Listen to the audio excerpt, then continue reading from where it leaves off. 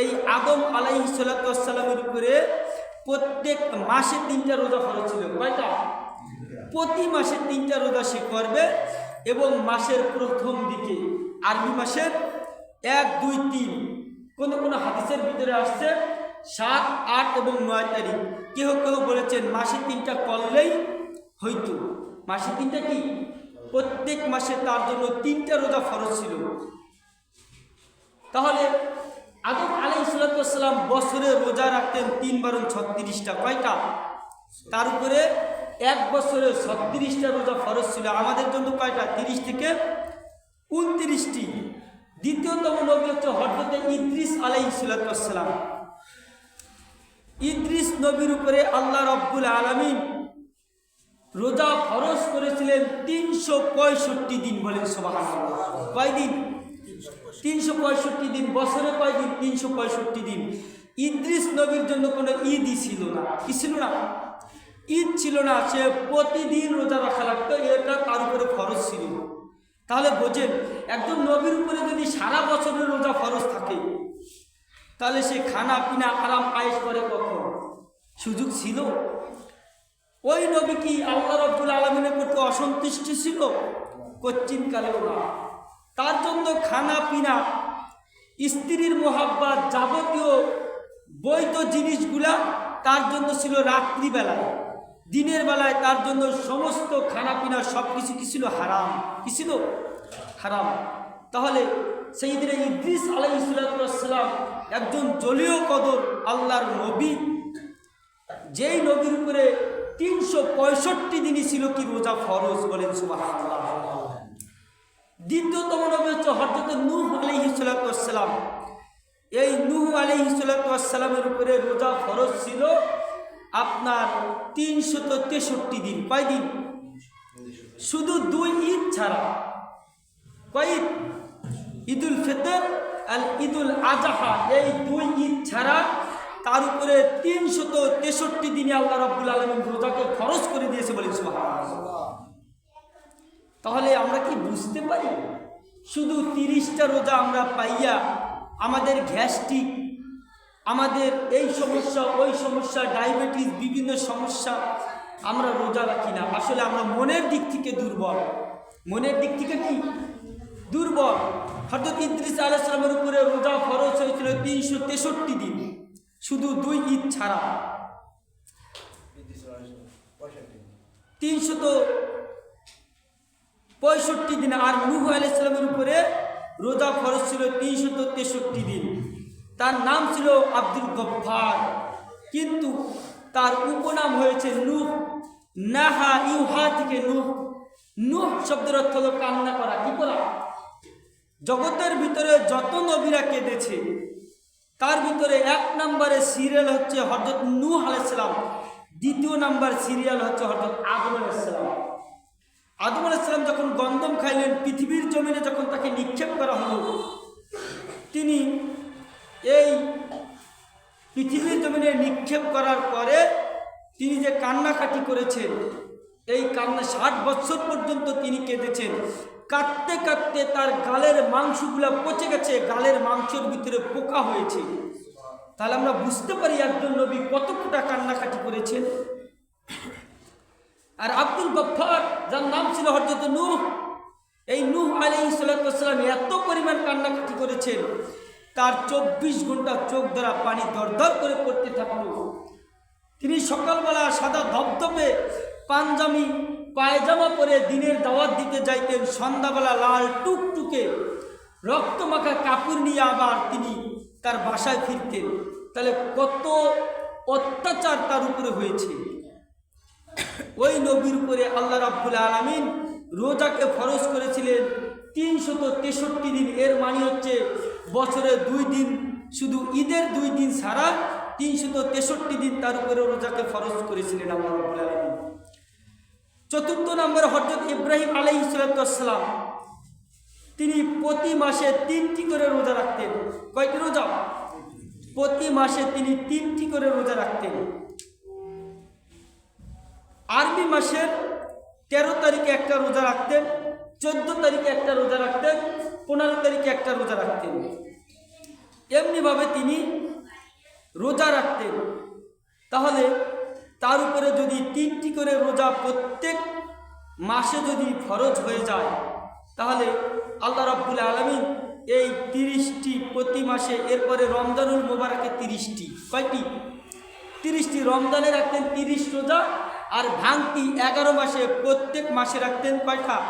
3টা রোজা, 14 তারিখ, 15 তারিখ এবং 16 তারিখে, 13, 14 এবং 15 তারিখে, এই 3 দিন রোজা রাখতেন।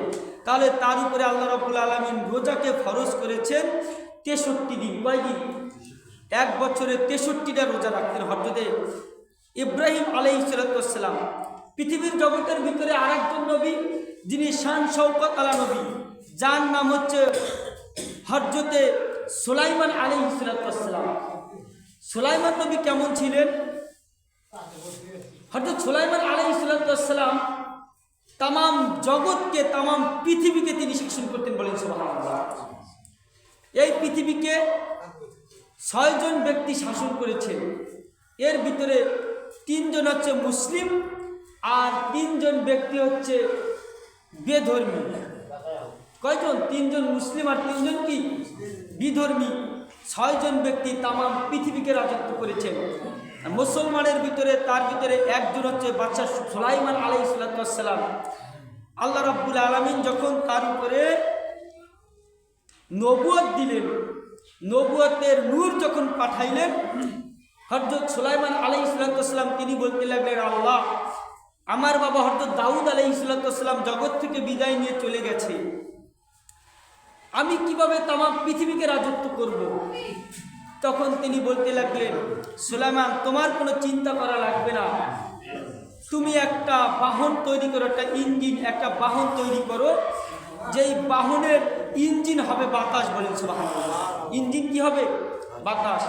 আমরা সকলেই জানি সুলাইমান আলাইহিস সালামের কথা শুনতেন জিন। কে শুনতো? জিন। তিনি 1 বিঘা চওড়া, কতটুকু? 1 বিঘা, কেহ কেহ বলেছেন আপনার 1 ফুট 1 গজ চওড়া করে তিনি স্বর্ণের একটা সিংহাসন বানাইলেন। বিশাল বড় একটি, তিনি একটা পাত দ্বারা, স্বর্ণের পাত দ্বারা জিনের মাধ্যমে বিশাল বড় একটি আপনার সিংহাসন তৈরি করলেন, একটা জমিন তৈরি করলেন। এই জমিনটা মিডল পয়েন্টে সুলাইমান আলাইহিস সালামের একটা সিংহাসন ছিল। ডান পাশে 3 লক্ষ মানুষ মন্ত্রীর চেয়ার ছিল, বাম পাশে 3 লক্ষ জিন মন্ত্রীরা বসবাস করতে পারতেন। মিডল পয়েন্টে বসতেন হযরত সুলাইমান আলাইহিস সালাম, আর সামনে লক্ষ লক্ষ আপনার তার অনুসারীরা থাকতো। বলেন সুবহানাল্লাহ। তাহলে তার এই সিংহাসনটা কত বড় ছিল? এই সিংহাসনটা চালাইতেন বাতাস। কে চালাইতেন? হুকুম করার সাথে সাথেই বাতাস ওই সিংহাসনকে উড়িয়ে নিয়ে যাইত। যখন সিংহাসনকে নামার জন্য, অবতরণ করার জন্য বলা হতো, সাথে সাথেই ওই জায়গায় অবতরণ করতেন। বলেন সুবহানাল্লাহ। এই শান শওকত আলা নবীর উপরে আল্লাহ রাব্বুল আলামিন রোজাকে ফরজ করে দিয়েছেন। বলেন সুবহানাল্লাহ। আরবি মাসের প্রথম 8 তারিখে একটা, 9 তারিখে একটা এবং 10 তারিখে একটা। বলেন সুবহানাল্লাহ। 8 তারিখে একটা, প্রত্যেক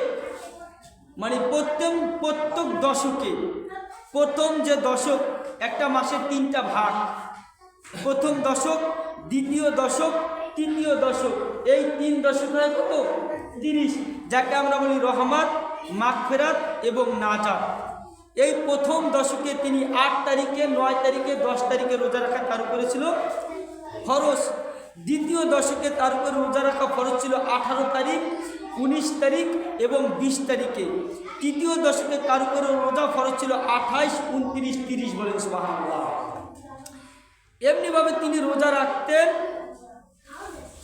9, 12, 108 দিন। কয়দিন?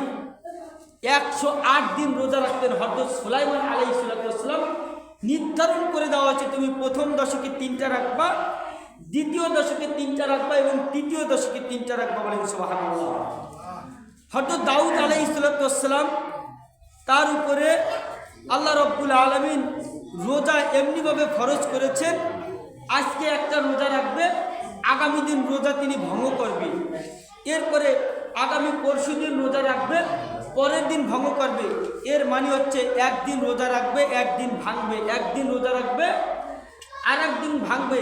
এমনিভাবে তিনি রোজা রাখতেন, তার উপরে খরচ করা হয়েছিল আজকে তুমি রোজা রাখবা, আগামী দিন তুমি রোজাকে ভেঙে ফেলবা, এর পরের দিন রোজা রাখবা, এর পরের দিন ভেঙে ফেলবা।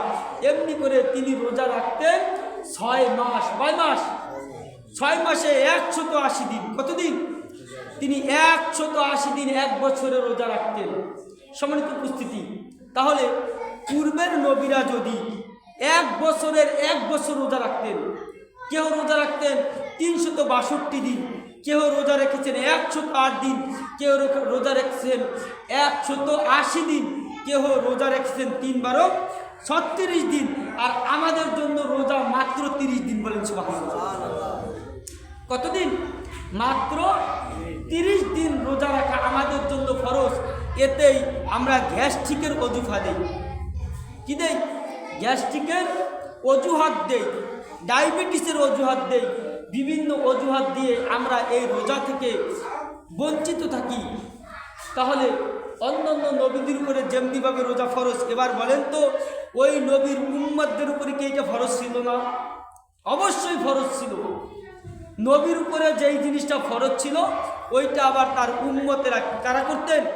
তার উম্মতরা করতেন। তাহলে অন্যান্য নবীদের তুলনায় আমাদের তো 1 মাসের রোজা কিছুই না। কি না? কিছুই না।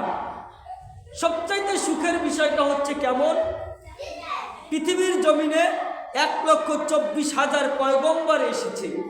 এই 1,24,000 পয়গম্বররা 1 বছরে যত রোজা রাখতেন, এই সমস্ত পয়গম্বরদের রোজাকে যদি এক পাল্লায় দেওয়া হয়, সমস্ত পয়গম্বরের উম্মতদের রোজাকে যদি এক পাল্লায় দেওয়া হয়, তাহলে ওজনে যতটুকু হবে, যতটুকু সওয়াব তারা পাবে, আখির জামানার পয়গম্বরের উম্মত মুহাম্মদ রাসূলুল্লাহ সাল্লাল্লাহু আলাইহি ওয়াসাল্লামের উম্মত 1 মাস রোজা রাখলে সমস্ত নবীদের আমলের সওয়াব তারা পাবে। বলেন সুবহানাল্লাহ।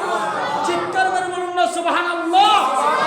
এই আমল পাইয়া আমরা কত বড় হতভাগা, কত বড় কপাল পোড়া, কত বড় বদনসিবওয়ালা, আমরা এই রোজা পাইয়া রোজা রাখি না। আল্লাহ রাব্বুল আলামিন ইত্তাকু ফিরাসাতাল মুমিন ইয়ানজুরু বিনুরিল্লাহ, আমাদের চোখের ভিতরে যে নূর দিবে, কলবের ভিতরে যে পাওয়ার দিবে, ইলমে মারফত যে হাসিল হবে, এইটার একমাত্র 1 নাম্বার কারণ হচ্ছে রোজা। বলেন সুবহানাল্লাহ। আমরা এই রোজা রাখতে চাই না। আমরা এখনো আমাদের সুযোগ আছে, কেবলমাত্র আজকে 2টি রোজা রানিং। আমরা নিয়াত করি রোজা অবস্থায় যদি আমার মৃত্যু হয় আলহামদুলিল্লাহ, নামাজ অবস্থায় যদি আমার মৃত্যু হয় আলহামদুলিল্লাহ। এই গ্যাসটা আমরা পরোয়া করি না, ডায়াবেটিসটা আমরা পরোয়া করি না। ইনশাল্লাহ রোজা রাখবো। কি করবো? ইনশাল্লাহ রোজা রাখবো। সম্মানিত উপস্থিতি, তাহলে আমাদের কি করতে হবে? রোজাকে প্রাধান্য দিতে হবে।